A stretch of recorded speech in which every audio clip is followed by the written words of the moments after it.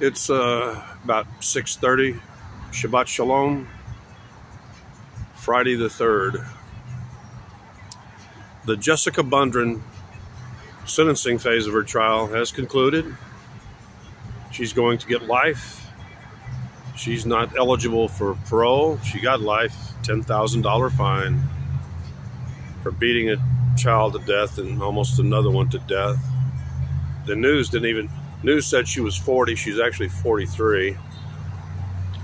The media is not very good at this shit.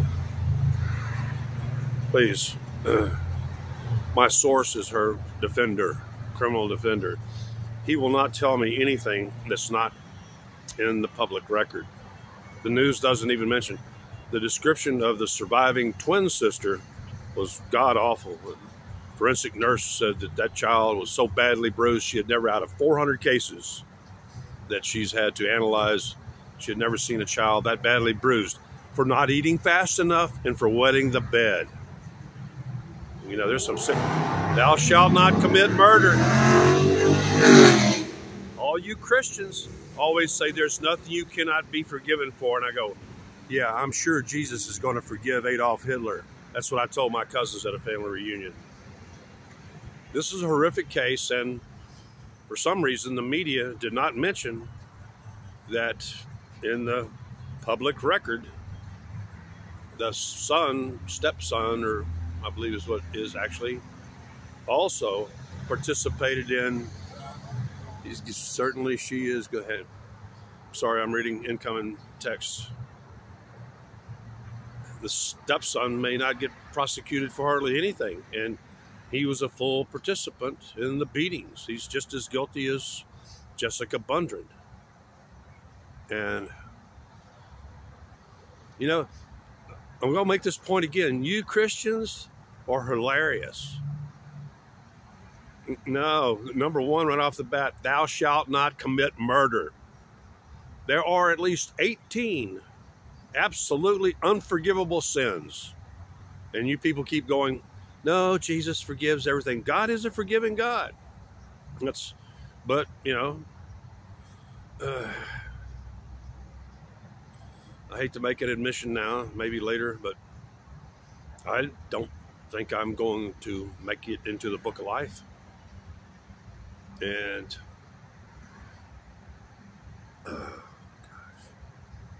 this is horrific. This is what my best friend has had to go through for 37 years, is having to look at the pictures. They don't even describe of the body of the twin sister that died. The other one survived. And there was absolutely no mention of the juvenile male that was involved in it too. He'll probably never spend more than a couple of years in some juvenile facility. He's old enough to.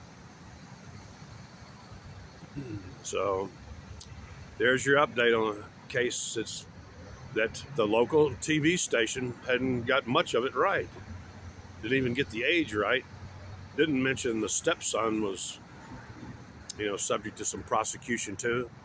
And I can't believe that this woman's father not only bailed her out of jail, he testified in her behalf during the sentencing phase.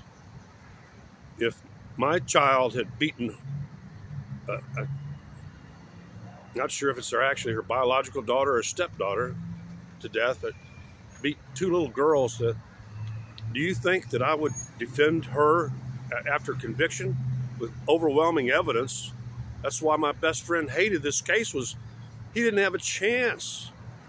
You know, they were guilty.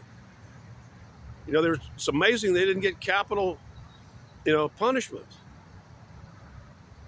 It's really amazing. So I'm going to go ahead and post this now. I usually get quick uploads, and if you watch it, you know, my best friend didn't sleep much the first 20 years of his trial practice of criminal defense. And part of it was trying to figure out how to save people, because he's a religious person. One of his greatest goals in life is to keep somebody from dying on the cross, literally. He's a Roman Catholic. I'm against, I made mention of that in one of my videos and I didn't complete it. In 1976, this is part of my resume. In 1976, the state of Texas, please, I've heard you people say, I want to flip the switch on that bastard and all this kind of shit. No, if you want the job, they ain't going to get, no. In 1976, while I was working for the state of Texas, Department of Corrections, he's sending me another one. They asked me to become, you have to be selected. They selected me, approached me, began to recruit me to become the next and first chemical executioner of the state of Texas. Executions at the time were suspended due to Supreme Court decisions and later reversed and resumed. And the pay, the perks. One of the things though is you have to become anonymous, really. You get plenty of, I'll tell you about it maybe more in another. And in the end, even though, because one of the reasons they approached me is I clearly was, at the time, was in favor of the death penalty. And I'm no longer, especially you know how what I told them is, this is actually how I passed the psychiatric exam. It was after a while, I had to go through a psychiatric exam, and because I was, spent plenty of time pondering. They gave me all kinds. They said, you can take the job. You have to remain, nobody can publish your name or can't ever identify you as executioner, or they go straight to prison for life, no trial, no due process, because you're automatically guilty.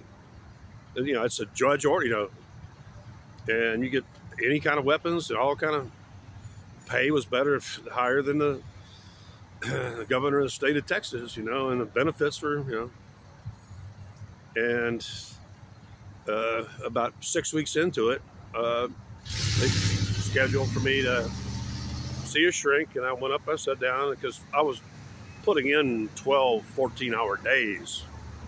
And then finally went in to see the shrink, and I told him, they told me about this and all the perks and everything, and then I looked the shrink right in the eye and said, I don't really want the job. He went, you pass. You'd have to be crazy to want the job. It stresses you out. And that's the kind of stress my best friend has been under many times now. Maybe I'll tell you another story of when a cop completely framed up a woman, putting her in her position for a capital murder for hire. Murder never happened because he was the one offering to do the murdering and recording her. And, Bruno, sorry, is that his name, proved it in court that the cop was crooked as shit and was setting this woman up, leading her on and recording it and trying to make his whole case. As he actually was making his side money selling fruit out of the back of a truck to augment his, low cop salary. Please, I know a lot of stuff, but that's it. That's the update on Jessica Bundren. Life in prison, $10,000 fine. The twin sister has a dissociative disorder now due to this stuff, and still no mention of the little juvenile son or stepson that also was party to the beating death.